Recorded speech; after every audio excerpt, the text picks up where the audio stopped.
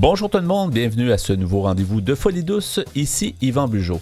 Aujourd'hui, je reçois Mélissa Hollande qui vient nous parler de la Fondation Dr Clown. À l'espresso et à l'espresso allongé, Pierre nous amène son sujet « Perte, chagrin, guérison et COVID-19 ». Notre collaborateur Jean-François Plouffe est aussi des nôtres, il est d'Action Autonomie et il nous parle pour sa part de pandémie et respect des droits. Bienvenue à Folie douce. Vous écoutez Folie douce. Témoignages, entrevues d'experts, chroniques, toutes les facettes de la santé mentale en une seule émission. J'accueille maintenant mon invité qui est Mélissa Hollande. Merci d'être avec nous. Merci Bonjour. De l'invitation. Bienvenue à Folie douce, effectivement. Vous êtes donc de la Fondation Dr Clown. Vous êtes cofondatrice et co-directrice artistique de la Fondation Dr Clown. On va bien sûr apprendre à mieux connaître cette fondation. Comment on peut la présenter? Comment vous pouvez présenter cette fondation? La mission de la Fondation Dr Clown, c'est de déployer des clowns thérapeutiques dans les milieux des institutions pour les personnes vulnérables. C'est comme ça qu'on le définit, mais ça inclut les enfants en hôpitaux pédiatriques, aussi les personnes âgées dans les centres de personnes âgées, aussi les adultes en hôpitaux général, oui. Les écoles spécialisées. Récemment, on va aussi en pédopsychiatrie et aussi dans les centres de jeunesse. Donc, autant pour la santé physique que la santé mentale des gens, finalement. Oui. Quand je regarde la Fondation Dr Clown, je pense que les gens ne peuvent pas s'empêcher de penser à Patch Adams, qui est connu, un personnage, je ne sais pas si c'est celui qui a un peu inventé ça ou peut-être qu'il y en a d'autres qui l'ont fait avant lui, mais disons que ça a fait connaître un peu l'approche, j'imagine, ce genre d'approche-là que vous avez, donc l'approche un peu ludique, puis d'aller voir les gens, puis de tenter d'amoindrir leur souffrance. C'est ça, on peut dire que Patch Adams, c'est un bon modèle. Les gens ont déjà entendu parler de lui, c'est un bon représentant du travail que nous faisons. Lui, c'est un vrai médecin. Oui. Et nous, nous sommes des vrais clowns. Oui. Donc, c'est ça la différence. Mais est-ce qu'on décide d'être clown? Est-ce que, dans votre cas, vous êtes clown? Donc, est-ce que vous avez toujours fait ça ou c'est arrivé à un certain moment dans votre vie? Oui, j'ai fait mes études, un bac en enseignement, mais j'avais étudié aussi en théâtre. Et pour moi, la notion de vouloir performer, mais il fallait qu'il y ait une notion de service derrière ça, pour que ça ait un bénéfice. Et j'ai étudié à Concordia dans l'art dramatique en éducation, donc pour l'enseignement, etc. Et j'ai bien aimé ça. Mais c'était lors d'un voyage parce que je vivais en Écosse que j'ai découvert les clowns docteurs. Et donc, c'était une compagnie qui commençait à ce moment-là et j'avais déjà pris une formation de clown après mes études à l'université. Parce que j'avais entendu parler de cet atelier et donc je l'ai pris en pensant que c'est la meilleure chose que j'ai jamais vécue. C'était le plus créatif, le plus imaginaire et je me sentais vraiment... Comme une révélation un peu. Oui, puis moi dans ma tête, c'est comme on ne peut pas faire carrière en étant clown, donc j'étais allée pour devenir professeur. Mais en voyageant, c'est ça, en voyant l'annonce, c'était comme un rappel de... Écoute, vous êtes clown. Ouais. C'était comme si l'univers m'appelait. Donc, là, j'ai appliqué pour la position, puis je l'ai eu. C'est intéressant. Ouais. J'ai regardé un documentaire récemment sur Patch Adams où il disait, c'était un peu dans ces mots-là qu'il disait il n'y a rien dans la loi ou dans la médecine qui dit qu'il faut qu'on soit sérieux. Puis au contraire, lui, il se disait, après des problèmes de santé mentale qu'il avait vécu, il a décidé à 18 ans, il dit, moi, je vais être heureux, puis il n'y a pas de raison pourquoi on ne pourrait pas essayer de rendre les gens heureux. Il y a beaucoup de dons de soi, puis il y a beaucoup d'humanisme dans ce que vous faites, en fait. Je pense que c'est une des affaires que j'adore le plus dans ce travail, c'est l'effet que c'est vraiment un don de soi d'aller à la rencontre de l'autre. Et c'est pour être en communication avec l'autre, pour tisser des liens et pour amener un brin de légèreté dans des places que normalement ne sont pas très légères. Ils sont par nécessité efficaces, sérieux. Et donc, de faire entrer la figure du clown là-dedans, c'est sûr que la folie, d'une certaine façon. C'est un peu un brin de folie qu'on laisse entrer. Exactement. Et donc, ça laisse tout le monde pour un instant en respirer, prendre plaisir à juste être dans le moment présent et rire ensemble. On oublie nos problèmes pour un certain temps. Oui, ça peut puis faire... la notion de jeu, la notion de d'un peu de légèreté. C'est vrai, on n'a pas besoin d'être si sérieux dans la vie. La fondation Dr. Clown a été fondée à quel moment? Est-ce que ça remonte à plusieurs années? Oui, on a été fondé en 2002. Oui, puis vous faites partie, en fait, vous êtes cofondatrice donc de cette fondation. C'est plusieurs personnes ensemble qui ont décidé de on était 4, donc 2 clowns, un psychologue et une femme d'affaires. OK, ben, c'est une bonne équipe. C'est ça que ça prenait, oui. C'est bien réparti, effectivement. Non, c'est bien.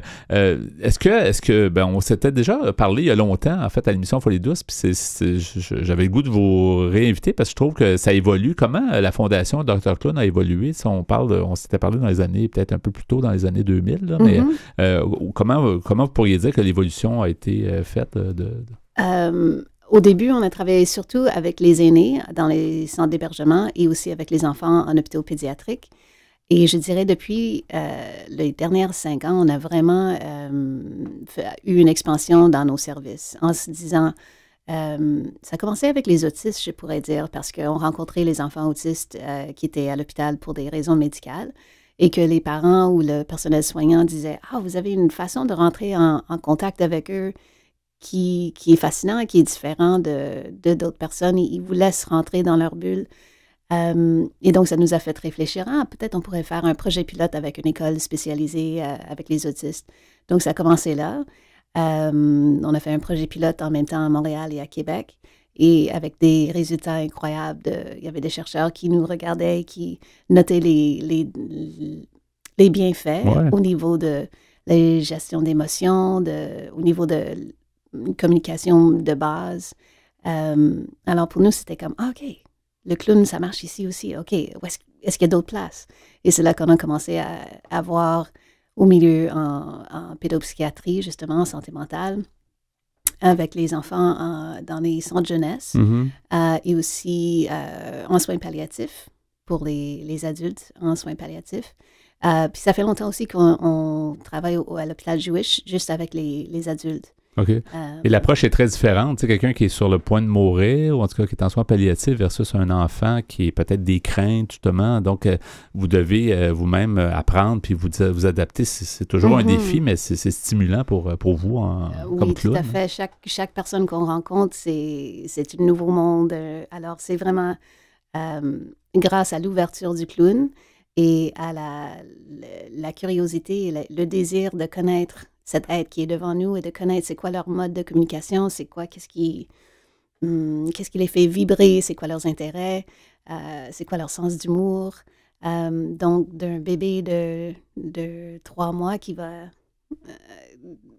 giguer en entendant de la musique, à une personne âgée ou avec l'Alzheimer qui a juste envie de toucher nos nez, d'entendre le son ou de chanter une vieille chanson avec nous. C'est fascinant. C'est vraiment fascinant de voir la panoplie de personnes, de cultures, d'états. Oui. Comment, en tant que clown, vous êtes vous-même un clown, puis donc vous avez des interventions auprès des gens, comment on peut faire en sorte qu'on ne soit pas trop affecté? Parce que c'est pas évident. Tu sais, tous les jours, on a notre personnage de clown, mais j'imagine que ça doit nous toucher beaucoup. Donc, comment on fait pour rester fort et on doit être la personne forte qui aide la personne plus vulnérable? Je pense que c'est une des forces, le fait qu'on travaille en duo. Donc, on a toujours notre partenaire de clown avec nous. Et on travaille aussi, on a une formation professionnelle, artistique et psychosociale. Alors, tous nos artistes, ils ont un bagage où est-ce qu'ils comprennent un peu c'est quoi le milieu, c'est quoi la réalité de certains diagnostics. Ouais. Et donc, comment rentrer en relation avec ces gens-là. On a un psychologue sur appel, donc s'il y a quelque chose qu'on a vécu durant la journée qui était particulièrement difficile, on peut l'appeler et on a des groupes de parole régulièrement à chaque mois où est-ce qu'on peut partager entre nous, de dire « là, j'ai vécu quelque chose qui était donc, vraiment difficile. Ça vous est sûrement arrivé d'avoir des moments des fois plus difficiles. Puis, tout à fait. Ça fait partie de la job, mais en même temps, comme on est dans l'ouverture et dans la légèreté, l'enfant ou peu importe, qu'on vit un moment ensemble qui est difficile, eux, ils sont toujours avec le clown. Donc, c'est le personnage de Dr. Fifi avec son partenaire. Et il y a quand même un petit niveau qui qui est différent parce que c'est pas avec moi, Mélissa, qui a cette relation, mais avec Dr. Fifi. Dr. Fifi qui est votre... Oui, c'est ça. Mais en dessous, il y a quand même l'artiste qui est affecté, la personne qui est affectée. Ouais. Les feedbacks, donc, sont bons. Comment les gens font? Est-ce que c'est des services qui sont gratuits? Est-ce que c'est comme... On vous appelle? Comment ça fonctionne? En ce moment, on est un organisme à but non lucratif. Alors, on cherche des bailleurs de fonds privés qui vont nous appuyer dans certains projets. Alors, c'est des corporations, des dons de fondations et du public général. Et c'est ça, on va faire normalement un partenariat pour dire on aimerait partir un programme ici et trouver quelqu'un qui aimerait nous appuyer dans cet endroit. Puis donc, c'est ça, il y a un besoin au niveau d'un hôpital ou d'un centre, puis il y a un partenaire qui est prêt à mettre de l'argent, donc c'est un peu comme ça. Puis avec votre réputation, ben ça fait boule de neige. C'est ça, exactement. C'est ça. Quels sont les meilleurs feedbacks que vous avez eus, les meilleurs retours des gens? Est-ce que il y a des choses qui vous ont surpris? Est-ce que vous avez vu vous disiez tantôt, oui, on voit l'étincelle des fois où on voit le bienfait qu'on fait aux gens, mais est-ce que vous avez des feedbacks, maintenant, qui vous ont plus marqué? C'est drôle parce que récemment, on a tourné des petites capsules d'artistes qui racontent des histoires. Alors, il y a un de nos clowns qui a raconté une histoire où est-ce qu'il y avait un monsieur qu'ils avaient visité régulièrement et qui était dans une période de déprime, dans un CHSLD. Et quand ils sont apparus à sa porte, ils avaient cogné, ils sont rentrés, puis il a dit « Ah, c'est bien que vous êtes là.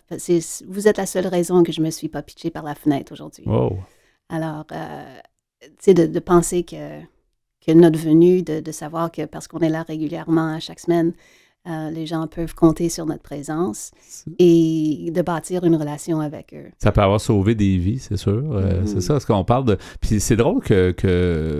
Est-ce que vous trouvez, c'est ça, qu'on l'intègre assez dans les milieux de santé? Parce qu'on a l'impression que, effectivement, comme j'entendais Patch Adams qui disait ça, dans le fond, c'est souvent très sérieux. Puis pourquoi on n'aurait pas le droit d'être un peu...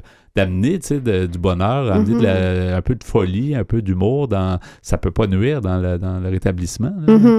Et je pense que on a peur d'avoir l'air ridicule, d'avoir l'air fou, et donc d'avoir ce moment de rappel que juste parce qu'on rit ensemble ou qu'il y a ce moment de légèreté, c'est comme le clown peut réanimer cette étincelle dans les gens. Oui. Pour en savoir plus justement sur ce que vous faites, parce que c'est une noble cause, vraiment. Puis en fait, c'est comme une vocation, finalement. Je suis certain que vous êtes dans ce domaine-là, puis vous le voyez comme ça fait partie de votre vie, puis vous donnez votre vie un peu à cette cause.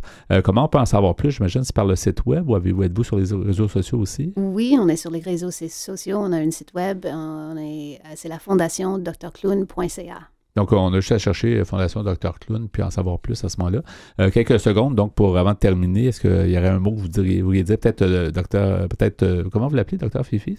Oui, c'est ça, Dr. Fifi. C'est ça. Est-ce que vous changez votre voix quand vous parlez au sujet? Oui, il faudrait que j'aurais amené mon nez pour le mettre parce que ça vous donne une voix. Là. Oui, allô, c'est moi, Dr. Fifi. Oui, je suis contente de vous rencontrer.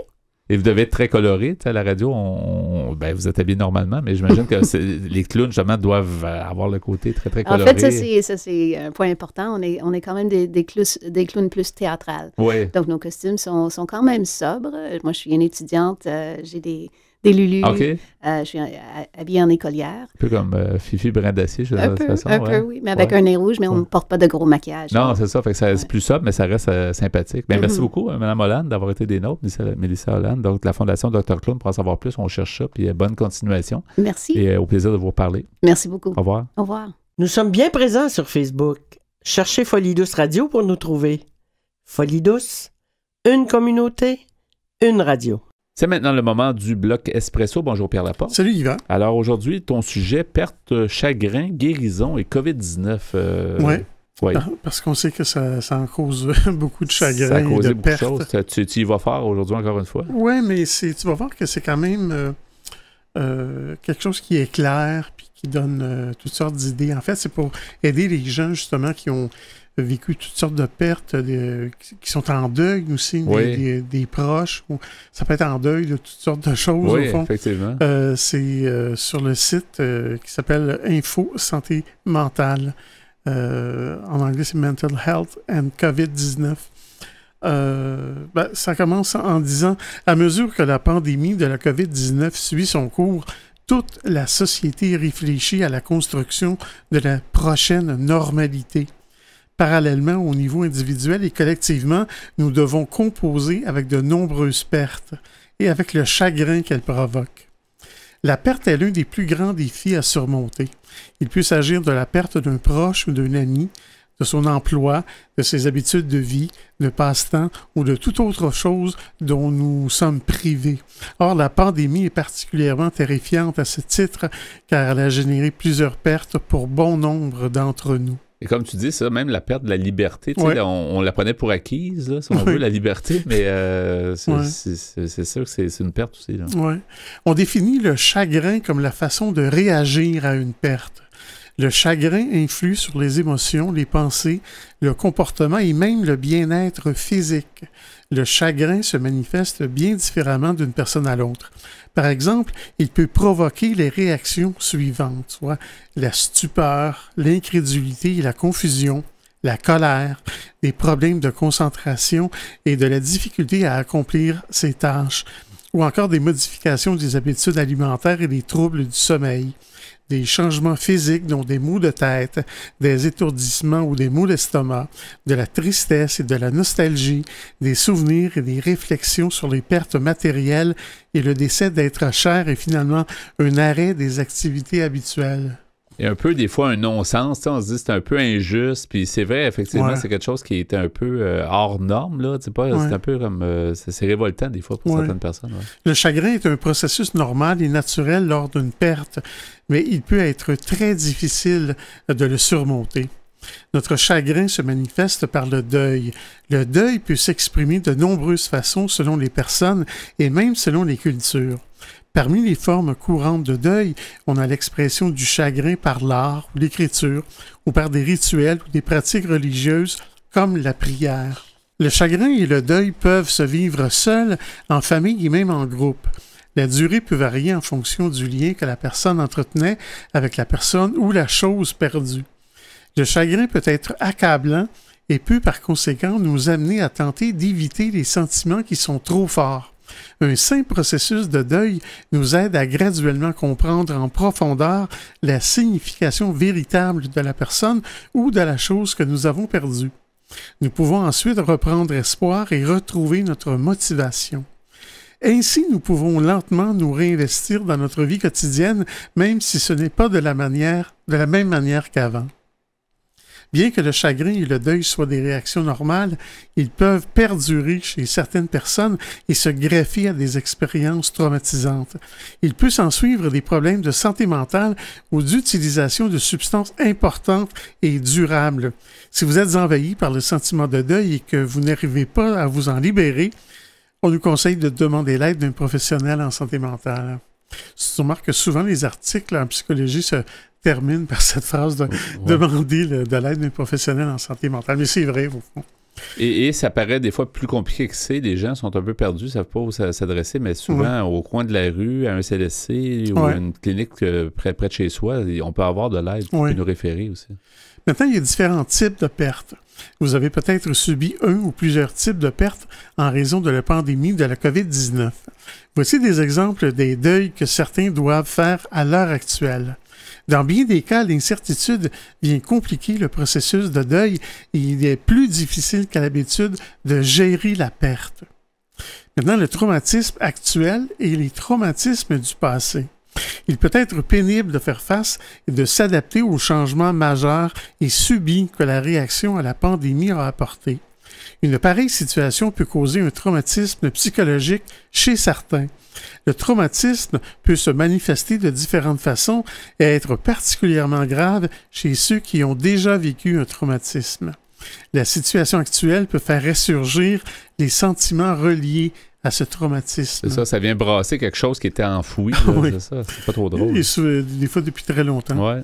Nous ne savons guère quand la pandémie sera complètement chose du passé. Une telle incertitude peut accroître l'anxiété.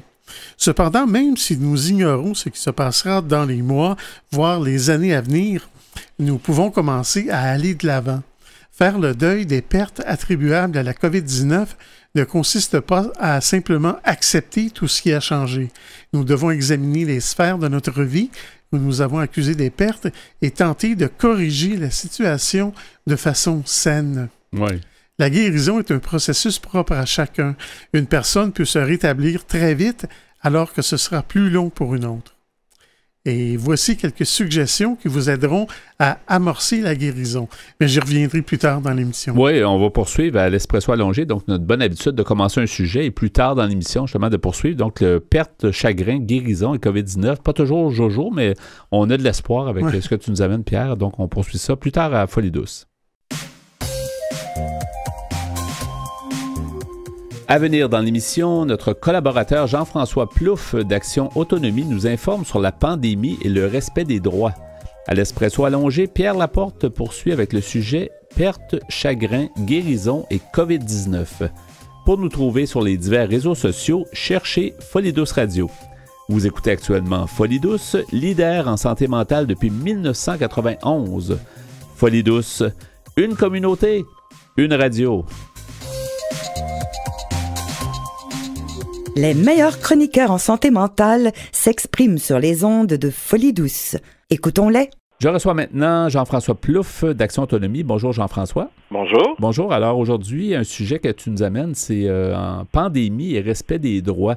La pandémie, on n'a pas fini d'en parler. Je pense que c'est un nom qu'on connaissait bien, mais là, je pense qu'on l'a vécu de façon historique depuis mars 2020. Donc, comment tu peux débuter ce sujet-là, justement? Ben, en fait, par rapport aux personnes qui vivent avec des diagnostics de santé mentale et qui sont utilisateurs de services en santé mentale, cette pandémie-là, elle a été particulièrement difficile à vivre. Il faut d'abord se rappeler un principe qu'on oublie un peu dans notre société, c'est qu'il existe non seulement des droits individuels, mais des droits collectifs. La collectivité, elle a aussi certains droits et il peut arriver dans des cas exceptionnels, et c'est le cas maintenant, qu'on va altérer un peu, encadrer les droits individuels dans le meilleur intérêt de la collectivité. C'est un peu ça qui s'est passé durant cette pandémie avec cet état d'urgence sanitaire qui a été instauré et qui a limité certaines libertés individuelles auxquelles on était habitué. Ouais. Sauf que pour que ça fonctionne, il faut qu'il y ait des directives claires et il faut qu'on respecte ces directives-là. Et ce qui s'est passé dans le milieu de la santé mentale montréalais, c'est que non seulement on a respecté les directives, mais on est allé au-delà et bien au-delà de ces directives-là, et ça a amené des abus des droits individuels des personnes qui étaient utilisatrices de ces services-là. Parce que c'est tout à fait normal d'avoir dans une situation d'urgence comme ça, d'urgence jamais vue. En fait, c'est normal d'avoir certains de nos droits, même dans la population en général, ont été bafoués, mais pour une raison de santé. Mais comme tu dis, les gens en ont mis un petit peu trop, là. Ben effectivement, on en a mis un peu trop. Je vous ramène à mars 2020.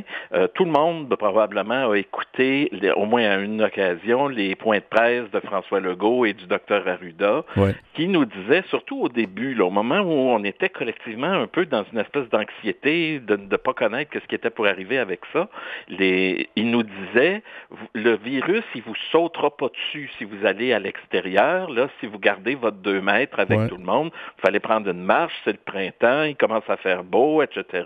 Ça va être bon pour votre santé physique, ça va vous faire de l'exercice, ça va être bon pour votre santé mentale aussi, ça va vous faire penser à d'autres choses, ça va vous faire voir autre chose, etc. Ben ça, cette directive, cette permission que les gens avaient de quitter, de sortir, d'aller prendre une marche, ça existait aussi dans ce qu'on appelle les ressources de type familial ou les ressources intermédiaires, c'est-à-dire des ressources d'hébergement où des personnes, notamment, qui ont des problèmes de santé mentale, où ces personnes-là sont hébergées de façon à pouvoir se réintégrer dans la société à court ou à moyen terme. Donc, il y avait une directive très claire de la santé publique qui disait que pour les personnes vulnérables, c'est-à-dire de 70 ans et plus, en gros, avec certains problèmes de santé, les sorties non essentielles étaient proscrites. Et là, ce que la directive disait, c'était toutefois, sont autorisées les visites et les sorties suivantes. Les visites et sorties à des fins humanitaires, restait à définir le mot humanitaire, ce qui n'était pas fait. Les visites jugées essentielles pour assurer les réparations et l'entretien, ça va. Et les marches extérieures supervisées. Ouais. Donc, la directive aux responsables de ces ressources d'hébergement-là, c'était d'autoriser des marches extérieures et de les superviser, de s'assurer que les règles sanitaires en vigueur étaient respectées par les personnes. Ben, c'est pas ça qui s'est passé. Les gens ont été entièrement confinés à l'intérieur pendant des semaines et des semaines avec interdiction formelle de sortir même 1 minute pour aller prendre l'air. Là, il y a des gens qui sont restés 6 et 8 semaines, dans certains cas, enfermés dans leurs ressources d'hébergement. D'autant plus que la directive elle disait aussi que dans les cas des personnes, et c'est la majorité des gens qui vivent en RTFRI, ces personnes-là qui n'avaient pas 70 ans, qui n'ont pas de problème de santé majeur et donc qui n'étaient pas considérées comme des personnes dites vulnérables au sens de la directive, ces gens-là, on devait leur autoriser des marches extérieures qui étaient supervisées ou non, selon la condition ou la problématique de l'usager. Donc, il y avait une liberté qui était reconnue à ces personnes-là, qui, dans beaucoup de cas, n'a pas été respectée. Nous, on a reçu beaucoup d'appels de gens qui disaient, là, moi, je suis habitué à sortir, à faire des activités, à aller et venir, je suis quand même assez autonome dans ma ressource d'hébergement, etc. Tout d'un coup, là, on m'enferme à l'intérieur, puis je trouve pas ça acceptable, puis je trouve pas ça confortable. Et ils avaient entièrement raison, ces gens-là, mais on ne sait pas exactement ce qui s'est passé. Est-ce que c'est la directive qui ne s'est pas rendue ou est-ce que ce sont les gestionnaires des ressources d'hébergement qui ont dit « c'est trop compliqué d'encadrer des sorties, etc. On va garder tout le monde en dedans, ça va être plus simple. » Sauf que c'est sûr que pour la santé mentale, je peux même pas m'imaginer de rester des semaines confiné à l'intérieur. Tu sais, écoute, je pense que c'était nécessaire, là, puis c'était bien que dans les points de presse, on ait parlé de santé mentale, parce qu'effectivement, c'était pas juste le côté santé physique. Tu sais, on peut se protéger, se prémunir du virus, mais si notre santé mentale va pas bien, c'est pas mieux, là. Ben exactement. Et ces personnes-là, tous nous autres, là, tous ceux qui nous écoutent en ce moment, ont vécu de l'anxiété par rapport à cet événement-là. Mais les gens qui sont en RTFRI, ils ont déjà des difficultés émotionnelles, on peut dire, là, des défis à relever par rapport à la gestion de leurs émotions puis de leur santé mentale. Ben, c'est ceux-là qu'on a choisi pour les mettre dans une situation encore pire, encore plus angoissante et encore plus contraignante que le restant de la population, alors que c'est à eux qu'on aurait dû faire particulièrement attention puis leur dire peut-être que même si tu comprends pas puis que tu respectes pas à 100% toutes les directives, ben au moins on va aller prendre une marche, ça va te changer les idées, ça va te faire baisser de la pression, puis ça va te faire continuer d'aller bien parce que le rôle de ces ressources-là, ce n'est pas de faire que les gens vont moins bien, c'est de faire que les gens vont mieux. Et là, ben, il y a beaucoup de gens dont l'état mental et l'état émotionnel s'est beaucoup dégradé au cours de ces événements-là. Est-ce que c'est pas une raison, mais c'est pas une excuse, mais est-ce que c'est le manque de personnel? Parce que ça, comme on dit, ça vient peut-être difficile à gérer de dire on veut sortir, mais on sort pas avec tout le monde parce que justement, il faut garder des distances entre chacun. Peut-être ça devenait un gros casse-tête, là. Ça devenait peut-être un gros casse-tête, mais les personnes qui gèrent ces ressources-là, elles sont supposées être capables de les gérer et être capables de se conformer aux directives qu'on leur donne. Donc, dans ce domaine-là, comme dans d'autres, on ne peut pas évoquer le fait qu'on n'a pas de nombre d'employés. Il n'y a rien qui nous indique que dans la majorité des cas, les employés permanents, réguliers de ces ressources-là n'étaient pas en place. Il n'y avait généralement pas d'éclosion de COVID-19 dans ces milieux-là. Donc, il n'y avait pas de personnes malades dans la grande majorité des cas.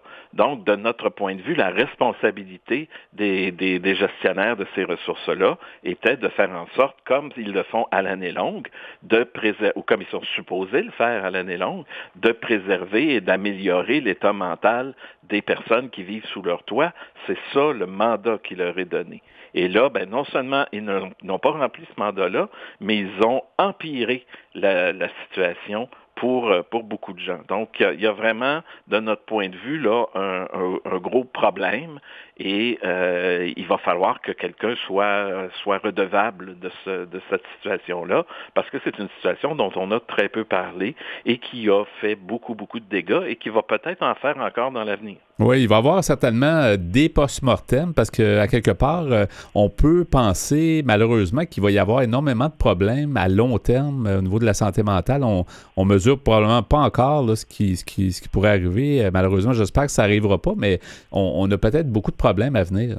Oui, effectivement. Et la situation, elle était encore pire dans les hôpitaux. Ouais. On sait que dans les hôpitaux, la directive de la santé publique était claire. On disait, il n'y a pas de visite et il n'y a pas de sortie dans les hôpitaux.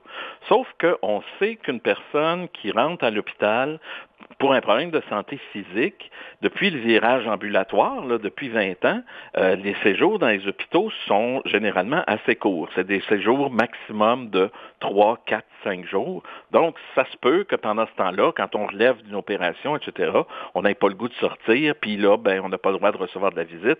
Ça peut s'endurer, mettons. Sauf que, en santé mentale, en psychiatrie, nous, on a eu une indication, elle est faite que la durée moyenne d'hospitalisation pour une personne en psychiatrie, c'est 41 jours. Donc là, 41 jours sans pouvoir sortir du tout. Puis eux autres, la consigne était, on ne sort pas, on ne sort absolument pas. Donc, eux autres aussi, ils ont été pris dans cette situation-là pendant encore plus longtemps. Là, ça s'est rendu jusqu'au mois de juin où les gens n'ont pas pu sortir des hôpitaux, ils n'ont pas pu recevoir de visite. À partir du mois de mai, on leur a autorisé quelque chose comme 20 minutes de sortie dans une cour intérieure 3 fois par semaine. Mm-hmm. Ça, c'est moins qu'en prison. En prison, les normes minimales dans le milieu carcéral pour des gens qui ont commis des crimes, c'est 1 heure par jour à l'extérieur. Là, c'était 20 minutes 3 fois par semaine. Donc, ces gens-là ont été traités pire que s'ils avaient été prisonniers. Or, ils ont été hospitalisés et on les avait hospitalisés pour les soigner. Mm-hmm. Et on a très probablement, dans plusieurs cas, fait monter de beaucoup leur anxiété et détériorer leur état mental. Puis il y a probablement des gens, particulièrement des gens qui étaient dans des unités de psychiatrie qui servaient spécifiquement à ça, de leur donner des outils pour réintégrer la société. Des gens qui étaient un peu en fin de thérapie là, et qui restaient encore quelques semaines ou quelques mois pour se trouver un logement, pour apprendre à gérer leur budget, etc. Ces gens-là, de la même façon que les autres, ont été complètement coupés du monde pendant de nombreuses semaines et ils ont très probablement régressé dans les apprentissages qu'ils avaient acquis dans les mois qui précédaient. Oui. Et Jean-François, tu disais tantôt que vous avez reçu à Action Autonomie beaucoup d'appels, effectivement, oui. Parce que les gens ne savent plus trop, c'est une situation jamais vue, mais en même temps, il faut trouver peut-être des gens créatifs qui vont comme s'activer sur le moment pour pouvoir régler des situations et non pas rendre les gens plus malades. Là. C'est ça. Puis nous, on avait, évidemment, on avait certaines contraintes, nous aussi. On était en télétravail, etc. Il y a beaucoup de membres des familles qui nous ont appelés, qui nous disaient, moi, je suis habitué d'aller voir mon fils toutes les semaines, puis ça l'aide à aller mieux, puis quand il me voit pas, il devient anxieux, il se demande si je l'ai abandonné, ouais. etc. Donc ça, on a beaucoup eu des cas comme celui-là et il y a eu aucune compréhension. Là. Quand on parlait de visite à des fins humanitaires, ouais. À notre connaissance, il n'y en a à peu près pas eu pendant les 3 mois, mars, avril, mai, juin, presque 4 mois. Il n'y en a pas eu de ces visites-là, sous prétexte que, évidemment, il y avait des incitatifs, des impératifs sanitaires. Ouais. Mais là, encore une fois, la directive prévoyait que dans certains cas humanitaires, il devait y avoir des visites.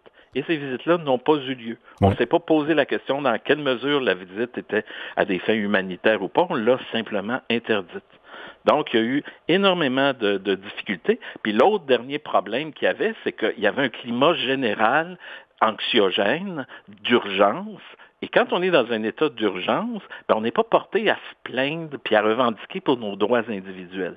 Donc, il y a quand même des gens qui nous ont appelés. Il y a certains employés du réseau de la santé mentale qui ont dénoncé des situations qu'ils ont vues aussi, mais les personnes elles-mêmes étaient placées dans une espèce d'ambiance où c'était pas propice à revendiquer des choses puis à poser des questions. Ouais. Là, on se disait, tout le monde est pris dans une situation d'urgence, je vais me taire puis je vais subir. En terminant, Jean-François, on va y revenir dans une prochaine émission. On va poursuivre sur le sujet, mais j'aimerais ça que tu nous mentionnes les coordonnées d'Action Autonomie.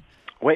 Alors, Action Autonomie, c'est toujours les mêmes coordonnées. On est au 514-525-5060 au téléphone et notre site Internet est le www.actionautonomie.qc.ca.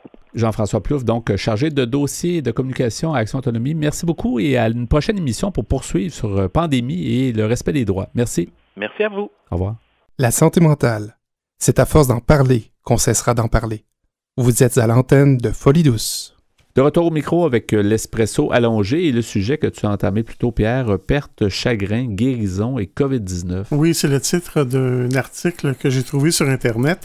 C'est sur le site Info Santé Mentale / comme on dit, Mental Health and COVID-19.